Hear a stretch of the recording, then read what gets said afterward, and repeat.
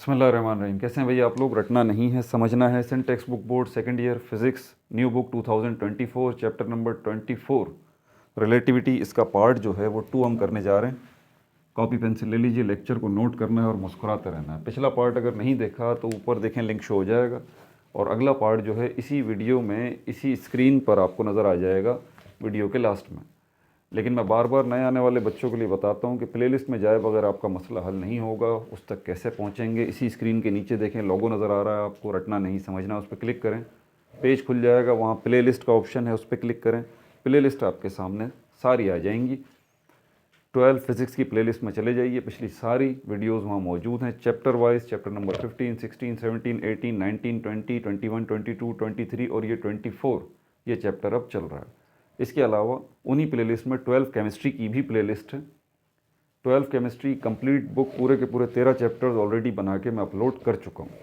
Plus वहाँ पर एक ग्रैंड टेस्ट मौजूद है। आपका सबसे बड़ा मसला केमिस्ट्री की दुनिया में organic nomenclature, IUPAC system, common system, ये आपके लिए बहुत बड़ी बला है। इस बला से अगर जान छुड़ानी है तो ये एक ग्रैंड टेस्ट मौजूद है, प्रैक्टिस टेस्ट है, लगभग 2 घंटे की ये वीडियो है। वो देखें आप, जिसमें मैंने सारे ऑर्गेनिक नॉमेनक्लेचर्स एक जगह इकट्ठे कर दिए हैं। वो टेस्ट है, बार बार आप उस वीडियो को देखें, वो टेस्ट अटैम्प्ट करें। उसी वीडियो के लास्ट में मैंने सोल्यूशंस भी दिए हैं। तो ये एक वीडियो आपकी ऑर्गेनिक नॉमेनक्लेचर्स का मसला जो है वो हल कर देगी।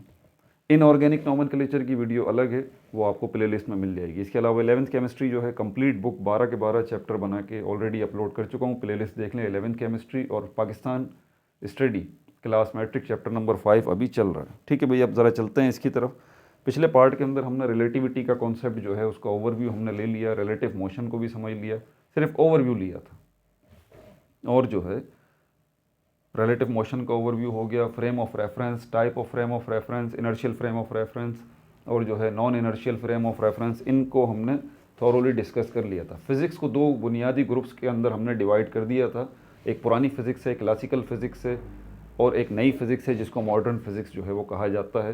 क्लासिकल फिज़िक्स के अंदर हमारे, जिस क्लासिकल फिज़िक्स को मैकेनिक्स भी कहते हैं, न्यूटनियन फिज़िक्स भी कहते हैं, और इसके अंदर भी थ्योरी ऑफ रिलेटिविटी मौजूद है जिसको हम कहते हैं गैलीलियन थ्योरी ऑफ रिलेटिविटी। ठीक है। और मॉडर्न फिज़िक्स के अंदर भी थ्योरी ऑफ रिलेटिविटी मौजूद है। 2 थ्योरी ऑफ रिलेटिविटीज़ हैं, दोनों अल्बर्ट आइंस्टाइन ने दी हैं, special theory of relativity, general theory of relativity.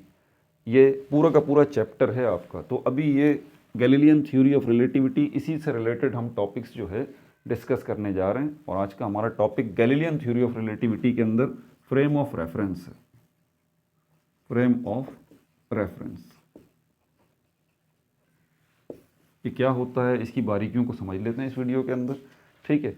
ये बार बार मैं आपको बता रहा हूँ, गैलीलियन थ्योरी ऑफ रिलेटिविटी के अंदर फ्रेम ऑफ रेफरेंस को समझ रहे हैं। ये टॉपिक्स जो अभी हम देख रहे हैं आपके चैप्टर में शुरू में यही दिया गया है।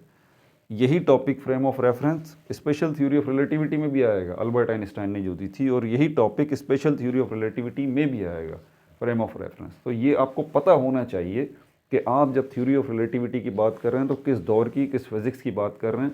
मॉडर्न फिज़िक्स की बात कर रहे हैं, क्लासिकल फिज़िक्स की बात कर रहे हैं। तो ये क्लासिकल फिज़िक्स को के टॉपिक्स हैं जो कि अभी डिस्कस किए जा रहे हैं गैलीलियन थ्योरी ऑफ रिलेटिविटी के मुताबिक। अब ये फ्रेम ऑफ रेफरेंस क्या है, इसको अगर आपने समझना है तो अपने आप को तसव्वुर में देखिए कि आप एक ग्राउंड में खड़े हुए हैं। ये बहुत बड़ा सा ग्राउंड है। ठीक है। ये ग्राउंड है और ये ग्राउंड के बीच में जो है वो आप खड़े हुए हैं। मैं यहाँ पर नॉर्थ, साउथ, ईस्ट, वेस्ट इन डायरेक्शंस को लूँगा। जब भी आप कोई मैप देखते हैं तो सबसे पहले आपको टॉप पे नॉर्थ की डायरेक्शन नज़र आती है, और उसके बिल्कुल सामने साउथ होता है, और राइट हैंड साइड पर ईस्ट होता है, और लेफ्ट हैंड साइड पर वेस्ट होता है। जब भी कोई मैप भी स्टडी कर रहे हो ना आप, मैप का टॉप पोर्शन हमेशा नॉर्थ होगा।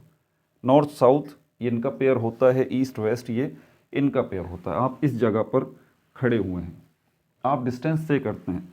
अब यहाँ पर आप ईस्ट की तरफ जाते हैं, कितने किलोमीटर का डिस्टेंस तय करते हैं? आप पैदल चलते हुए जा रहे हैं यहाँ से, ये पॉइंट ऑफ ओरिजिन है जहाँ से आप खड़े हुए हैं। अब यहाँ पर इसको हम डिवाइड कर लेते हैं किसके ऊपर, कि आप जो है वो ये इस तरह से, ये 10 स्टेप आप ईस्ट की तरफ चले हैं, 20 स्टेप आप जो है आगे और चले हैं, फिर 30 स्टेप तक आप आ गए, 40 स्टेप पे आप आ गए। ये देखें, आप यहाँ से चले हैं और यहाँ पे 40 स्टेप में आपने कितना डिस्टेंस कवर किया, यहाँ तक का। ठीक है। अब आप दोबारा यहाँ से वापस आ जाते हैं, इसी जगह पे खड़े हो जाते हैं। अब आप नॉर्थ की तरफ चलते हैं, ठीक है, ये नॉर्थ की डायरेक्शन आपकी आ गई। नॉर्थ की तरफ चलते हैं तो यहाँ पर भी 10 स्टेप आप चलते हैं, फिर ये 20 स्टेप आप चलते हैं और ये 30 स्टेप आप चलते हैं, फिर दोबारा यहीं पे आ जाते हैं। ये जो 2 डायरेक्शन में आप जा रहे हैं, पहले आप ईस्ट में गए, फिर आप नॉर्थ में गए, दोबारा यहीं आके खड़े हो गए। क्या ऐसा हो सकता है एट द सेम टाइम आप नॉर्थ में भी जा रहे हैं, ईस्ट में भी जा रहे हैं?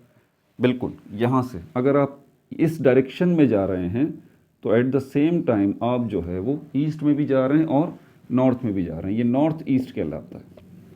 ये 2 डायरेक्शंस आपने एट द सेम टाइम ली हैं। अगर आप इस पॉइंट पर खड़े हुए हैं, इस पॉइंट पर, तो इस पॉइंट पर मैं कह सकता हूँ कि अब आपको इस, क्योंकि ये हमें बता रहा है कि आप ईस्ट में भी जा रहे हैं और नॉर्थ में भी जा रहे हैं, तो पता कैसे चलेगा? इस पॉइंट से अगर आप एक लाइन खींचे नीचे लेके आए 20 पर, तो इसका मतलब आपने ईस्ट की डायरेक्शन में, आपने ईस्ट की डायरेक्शन में 20 स्टेप्स कवर किए हैं। आपने ईस्ट की डायरेक्शन में 20 स्टेप्स कवर किए हैं। और बिल्कुल सीधी लाइन अगर आप इधर लेके आएँ और नॉर्थ से इसको मिलाएं यहाँ पर, तो आपने नॉर्थ की डायरेक्शन में भी 20 स्टेप्स जो है वो कवर किए हैं। इस तरह से आपको इसका डिस्टेंस का पता चलेगा। इसी बात को मैं यूँ भी कह सकता हूँ कि आप अभी, अब दोबारा मैं इसको रिव्यू करूँ तो इसी बात को मैं कह सकता हूँ कि आप यहाँ से अगर यहाँ तक आ गए हैं, यहाँ से अगर आप यहाँ तक आ गए हैं, दोबारा हम बिल्कुल दोबारा से शुरू करते हैं कि यहाँ पर जो है वो पॉइंट ऑफ ओरिजिन से आप यहाँ तक आ रहे हैं, तो आप अब यहाँ पर खड़े हुए हैं। अब देखिएगा, मैं आपकी बताने जा रहा हूँ पोजीशन, मैं आपकी बताने जा रहा हूँ पोजीशन। तो अगर आप यहाँ से यहाँ तक आते हैं तो मैं आपको बताऊँगा आपकी पोजीशन क्या है। आपकी पोजीशन जो है वो क्या है? पॉइंट ऑफ ओरिजिन से 40 स्टेप्स जो है वो ईस्ट में है। देख रहे हैं आप इस जगह अगर खड़े हैं तो मैं बताना चाहता हूँ कि आप कहाँ खड़े हैं। तो पॉइंट ऑफ ओरिजिन से ईस्ट की तरफ आप 40 स्टेप्स पर खड़े हैं, 40 स्टेप्स पर खड़े हैं, 40 स्टेप्स नॉर्थ में, सॉरी ईस्ट में आप खड़े हैं। ये क्या बताइए? मैंने आपकी मौजूदा पोजीशन बताई। अब आप दोबारा आ जाते हैं यहाँ पर, फिर उसके बाद यहाँ से आप यहाँ जाते हैं, ठीक है, और इस जगह पर आते हैं, इस जगह पर आप खड़े हुए हैं। तो मैं आपसे पूछता हूँ कि आप कहाँ खड़े हुए हैं। तो अब आप बताएंगे कि मैं जो हूँ 30 स्टेप्स नॉर्थ पे आया हूँ। अब देखें 30 स्टेप्स नॉर्थ। और अब अगर आप यहाँ पर खड़े हुए हैं इस जगह पर, तो मैं आपकी पोजीशन बता सकता हूँ कि आप कहाँ खड़े हुए हैं। मैं कह सकता हूँ कि आप 20 स्टेप्स जो है वो ईस्ट पे खड़े हैं और 20 स्टेप्स जो है वो आप नॉर्थ पे खड़े हैं, यानी कि 20 स्टेप नॉर्थ ईस्ट हो गया। ये जो तीनों मैंने आपको मिसालें दी हैं, ये मैंने आपको क्या समझाया है? मैंने आपको एक ही चीज़ समझाई है, वो है पोजीशन, कि आप किस जगह पर खड़े हैं। अगर आपको relativity, Galilean theory of relativity, special theory of relativity या जनरल थ्योरी ऑफ रिलेटिविटी को समझना है, तो आपको फ्रेम ऑफ रेफरेंस को बड़े अच्छे से समझना पड़ेगा, ठीक है। तो ये जो चीज़ है, ये जिस ग्राउंड में आप खड़े हैं, ये क्या पता चल रहा है? सिर्फ आपकी पोजीशन, मौजूदा पोजीशन। आप यहाँ खड़े हुए थे, यहाँ से आप यहाँ पर आए, तो यहाँ पर आने के बाद मैं आपकी पोजीशन बता सकता हूँ कि आप ईस्ट में 40 स्टेप्स पर खड़े हुए हैं। आप दोबारा यहाँ आते हैं और यहाँ से जब यहाँ पर आते हैं तो मैं आपकी पोजीशन बता सकता हूँ कि आप नॉर्थ में 30 स्टेप्स पर खड़े हुए हैं। और अगर आप यहाँ का सफ़र करते हैं तो यहाँ मैं बता सकता हूँ कि आप जो है वो ईस्ट में आप 20 स्टेप्स पर खड़े हुए हैं और नॉर्थ में भी आप 20 स्टेप्स पर खड़े हुए हैं। अगर आप यूँ जाते हैं तो इस जगह पे अगर आप देखें तो फिर ऐसे, अब देखें आप इस जगह पर गए हैं, तो इस जगह पे मैं आपकी पोजीशन बताना चाहता हूँ कि अभी आपकी पोजीशन क्या है। तो आप कहेंगे कि मेरी ईस्ट में 10 स्टेप की पोजीशन है और नॉर्थ में 30 स्टेप्स की पोजीशन है। देख रहे हैं आप इस जगह पर कि ईस्ट में 10 स्टेप की पोजीशन है आपकी और नॉर्थ में 30 स्टेप की पोजीशन है। अगर आप यहाँ आ जाते हैं इस जगह पर, तो इस जगह की पोजीशन अगर मैं बताऊंगा तो मैं आपको कहूँगा कि आप ईस्ट में 40 स्टेप्स पे खड़े हुए हैं और नॉर्थ में 30 स्टेप पे खड़े हुए हैं। मतलब मैं क्या बता रहा हूँ, मैं आपकी सिर्फ पोजीशन बता रहा हूँ। ये जो नॉर्थ और ईस्ट है, ये पता है क्या है, इसी को हम कहते हैं एक्स एक्सिस। इसी ईस्ट को आप एक्स एक्सिस ले लीजिए, एक्स एक्सिस। और ये जो आपका नॉर्थ है, आप इसको वाई एक्सिस ले लीजिए, एक्स एक्सिस वाई एक्सिस। ठीक है, अब ये तो दो ही एक्सिस हैं, क्या यही दो ही डायरेक्शंस हैं, एक्स एक्सिस वाई एक्सिस, जिसको ईस्ट और नॉर्थ मैंने यहाँ कंसीडर किया? नहीं, एक और है। इसके लिए आपको अपने इमेजिन में जाना पड़ेगा, तसव्वुर में जाना पड़ेगा। ठीक है, अपने आप को अपने अपने इमेजिन में देखें कि आप इस ग्राउंड में खड़े हुए हैं, आप इस ग्राउंड में खड़े हुए हैं। आप जब यहाँ चलते हैं आगे ईस्ट की तरफ, दोबारा से शुरू करते हैं, आप ईस्ट की तरफ चलते हैं आगे, चलते चलते ईस्ट की तरफ चलते चलते चलते आप सीधे ईस्ट की तरफ जा रहे हैं। आगे सीढ़ियाँ आ जाती हैं, आपने देखें अभी भी ईस्ट में ही हैं। तो जैसे ही आप सीधे जा रहे हैं ये ईस्ट की तरफ, ऐसे ये सीधे जा रहे हैं ईस्ट की तरफ, ये सीढ़ियाँ आ जाती हैं। अब ये ऊपर की तरफ जा रहे हैं, देख रहे हैं अब आप ऊपर की तरफ जा रहे हैं। अब मैं आपसे पूछता हूँ, ये जो आप मेरी फिंगर को देखें, आप ईस्ट की तरफ जा रहे हैं और ईस्ट में जाते जाते सामने सीढ़ियाँ आ जाती हैं। अब आप ऊपर की तरफ जा रहे हैं ऐसे। तो ये जो आप ऊपर की तरफ जा रहे हैं, ये कौन सी डायरेक्शन है? अब आपसे पूछा जाए, आप यहाँ आके सीढ़ियों के ऊपर आके जो है वो खड़े हो जाते हैं इस जगह पर। तो अब ये पोजीशन अगर आपकी बताई जाएगी तो ये कौन सी पोजीशन है? एक तो आपकी ईस्ट वाली हो गई, कोई शक नहीं है इसके अंदर। यहाँ से यहाँ तक जब तक आप आए थे ये ईस्ट वाली थी, लेकिन आगे सीढ़ियाँ आ गई तो आप ऊपर चले गए। ये जो ऊपर वाली पोजीशन है ये कौन सी है? क्या ये एक्स एक्सिस है? नहीं। क्या ये वाई एक्सिस है? नहीं, ये है जेड एक्सिस। इसी तरह अगर आप नॉर्थ में चलते रहते हैं और यहाँ पर भी सीढ़ियाँ आ जाती हैं और आप ऊपर की तरफ चलना शुरू हो जाते हैं, सीढ़ियों से ऊपर की तरफ चढ़ना शुरू हो जाते हैं, तो ये कौन सी डायरेक्शन है? नॉर्थ के साथ वाई एक्सिस। इसी तरह बिल्कुल अगर आप यहाँ से जा रहे हैं, यहाँ से यहाँ तक आ रहे हैं, तो नॉर्थ और ईस्ट को कवर करते हुए जा रहे हैं। लेकिन ऐसे ही अगर आगे सीढ़ियाँ आ जाती हैं और सीढ़ियों से आप ऊपर चढ़ना शुरू हो जाते हैं और एक जगह पे जाके खड़े हो जाते हैं, अब आपकी मौजूदा पोजीशन क्या होगी? अब आपकी मौजूदा पोजीशन ईस्ट भी है, वेस्ट भी है, यानी कि एक्स एक्सिस भी है, वाई एक्सिस भी है और जेड एक्सिस भी है। ये जो आपका, अब ये जो मैं एरो बना रहा हूँ, ये वाला जो है ना, ये वाला एरो नहीं है, ठीक है, ईस्ट और नॉर्थ वाला नहीं है, एक्स एक्सिस वाई एक्सिस नहीं है, बल्कि ये जो अब एरो बन रहा है, ये कौन सा एरो है? ये आपको जेड एक्सिस बता रहा है, जेड एक्सिस। तो एक आपका एक्स एक्सिस, दूसरा आपका वाई एक्सिस, ये जो है आपका जेड एक्सिस हो गया। आपने ये जो मैंने बनाए हैं, ये वाले और ये वाले, इनको मिक्स नहीं करना है इसके साथ। ये जो अभी मैंने बनाया है, ये सिर्फ बनाया है मैंने आपको यही दिखाने के लिए कि आप यहाँ से चल रहे हैं और चलने के बाद सीढ़ियाँ आ जाती हैं और आप ऊपर चढ़ना शुरू हो जाते हैं और एक पॉइंट पे जाके खड़े हो जाते हैं। उस पॉइंट पर ये जो आप ऊपर चढ़े हैं, ये आपने क्या किया है? ये आपने थर्ड डायमेंशन, आपने जेड एक्सिस जो है इसको कवर किया है। समझ में आ रही है बात? यही थर्ड डायमेंशन, यही जेड एक्सिस आपको यहाँ पे भी मिल जाता है। आप ईस्ट की तरफ जाते हैं और सीढ़ियाँ आ जाती हैं, ऊपर की तरफ जाना शुरू हो जाते हैं।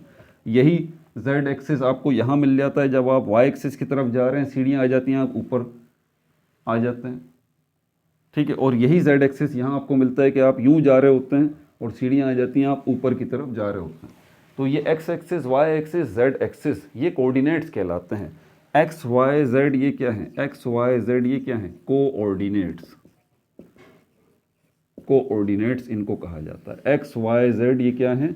ये कोऑर्डिनेट्स। तो ये जो आप बता रहे हैं यहाँ पर, अब एक्स एक्सिस, अब मैं नॉर्थ ईस्ट वेस्ट की बात नहीं करूँगा, अब मैं इसको वाई एक्सिस लेता हूँ और इसको एक्स एक्सिस लेता हूँ और इसको जेड एक्सिस यहाँ पर मैं लेके आपको समझाने की कोशिश करता हूँ। यहाँ पर ये तीन एक्सिस हो गए, X axis, Y axis, Z axis. अब यहाँ पर जो आप इस जगह पर खड़े हुए हैं मिसाल के तौर पर, ठीक है, तो यहाँ पर आपकी पोजीशन अगर मैं बताता हूँ कि आप कहाँ हैं, तो फिर एक्स एक्सिस में बताऊँगा, एक्स एक्सिस कोऑर्डिनेट 30 है, वाई एक्सिस कोऑर्डिनेट 20 और 30 के देखें बीच में है, तो ये 25 ले लेते हैं, 25। तो वाई एक्सिस जो है वो 25 है और यहीं से आप सीढ़ियों से ऊपर चढ़ना शुरू हो जाते हैं। तो यहाँ से आप यहाँ तक अगर आए हैं, इस जगह तक, यहाँ से यहाँ तक अगर आप आए हैं, तो ये जो जगह है आपकी z एक्सिस वाली है, तो यहाँ पर आप आ गए हैं, तो ये z एक्सिस आपका यहाँ पर कितना हो जाएगा 42।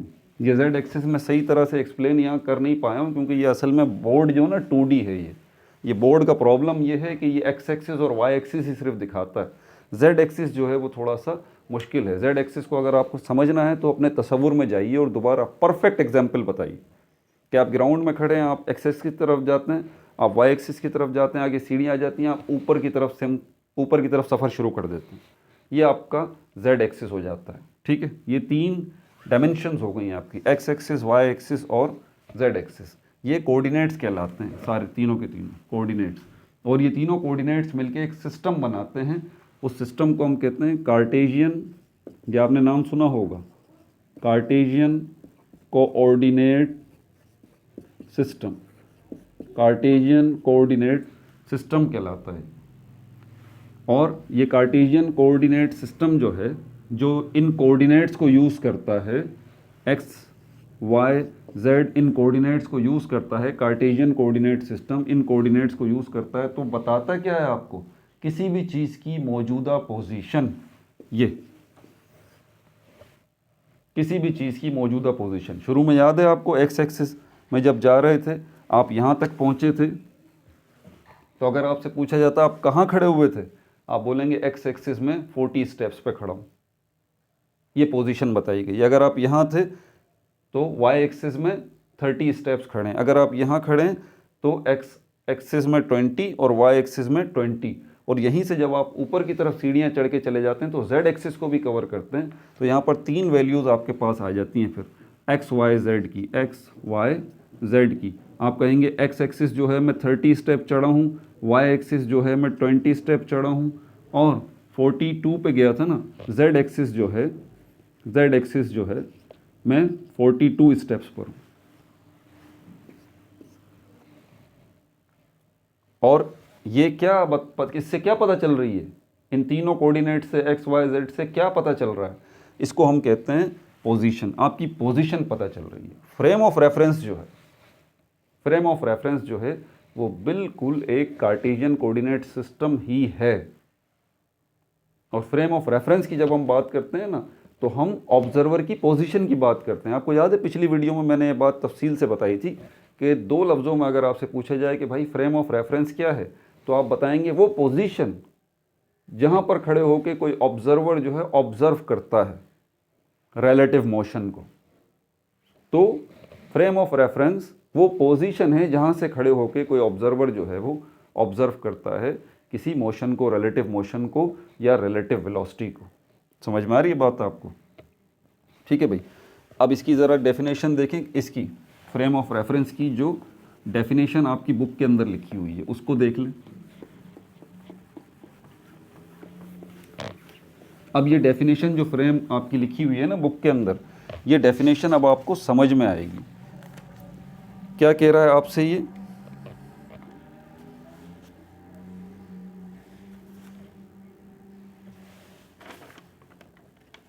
Rigid framework. अब देखें फ्रेम ऑफ रेफरेंस क्या है, रिजिड फ्रेमवर्क, रिजिड फ्रेमवर्क, ये आपकी बुक में डेफिनेशन लिखी हुई है। रिजिड फ्रेमवर्क, आगे ब्रैकेट में उसने लिखा है यूजुअली, आमतौर पर, X Y Z, relative to which the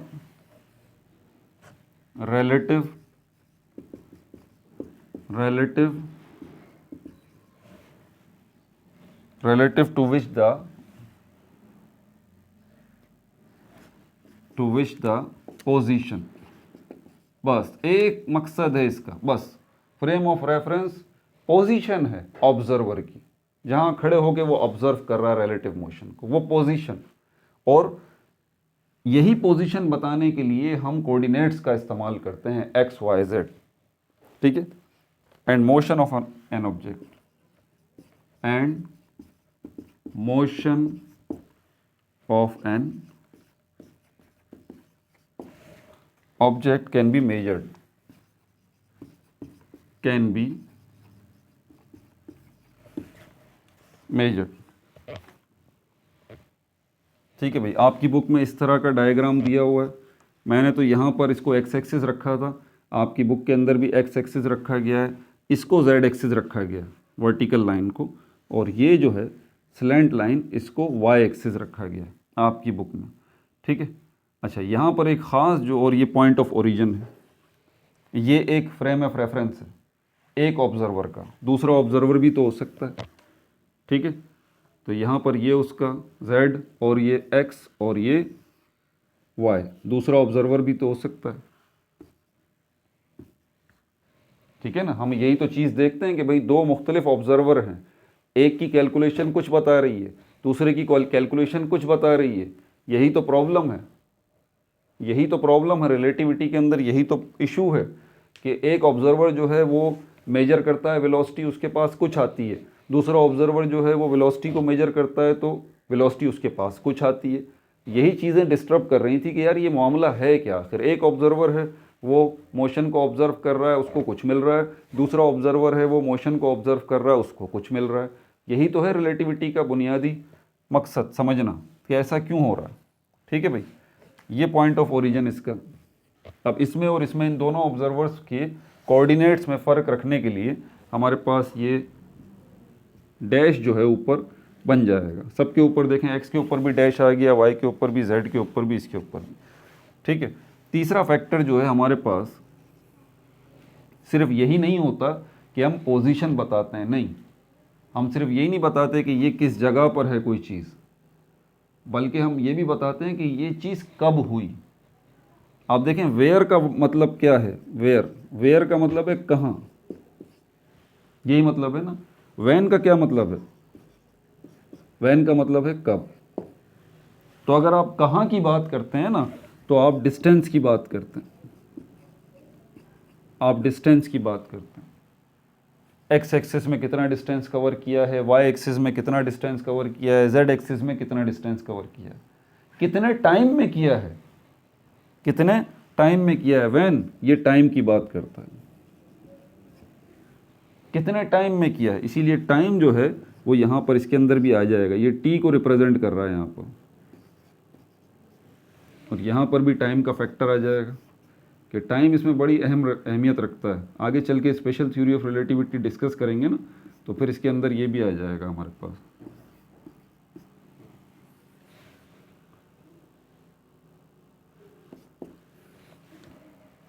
ठीक है भाई, अब ये जो है हमारे पास O और O, ये किसको रिप्रेजेंट कर रहे हैं, टू ऑब्जर्वर्स। ये दो ऑब्जर्वर हैं, एक ये ऑब्जर्वर है, एक ये ऑब्जर्वर है जो कि ऑब्जर्व कर रहा है। यहीं पर ये एक पॉइंट P है, ये पॉइंट P है इस जगह पर। ये ऑब्जर्वर इस पॉइंट P को ऑब्जर्व कर रहा है, इसके x कोऑर्डिनेट ले रहा है, इसके z कोऑर्डिनेट ले रहा है, और इसके y कोऑर्डिनेट भी ले रहा है इस पॉइंट P के। ये ऑब्जर्वर है, इसी पॉइंट P के x कोऑर्डिनेट ले रहा है, इसके z कोऑर्डिनेट ले रहा है, और y कोऑर्डिनेट ले रहा है। और ये दोनों ऑब्जर्वर जब इस पॉइंट P के x, y, z कोऑर्डिनेट ले रहे हैं तो उससे बता क्या रहे हैं, इस पॉइंट की पोजीशन, कि ये पॉइंट जो है इस वक्त कहाँ है, पहली बात। दूसरी बात, ये पॉइंट जो है वो यहाँ से चला है, यहाँ तक पहुँचा है, तो इसको कितना टाइम लगा है। इसी तरह ये ऑब्जर्वर इस पॉइंट की पोजीशन को मेजर करेगा कि किसकी मदद से, इन कोऑर्डिनेट्स की मदद से, x, y, z, इन तीनों कोऑर्डिनेट्स की मदद से इसकी पोजीशन बताएगा कि इस पॉइंट की पोजीशन कहाँ है, ये ऑब्जर्वर। और कितना टाइम लगेगा इस पॉइंट को यहाँ से यहाँ तक पहुँचने में, ये ऑब्जर्वर भी बताएगा। ये दोनों ऑब्जर्वर हैं, लेकिन इंटरेस्टिंग बात ये है कि ये जो ऑब्जर्वर है ये कुछ और बताएगा, और ये जो ऑब्जर्वर है ये कुछ और बताएगा। ठीक है, दोनों अलग अलग रीडिंग्स लेंगे। उसकी वजह क्या है, इन ऑब्जर्वर्स की पोजीशन, इनकी अपनी पोजीशन, इनकी अपनी पोजीशन।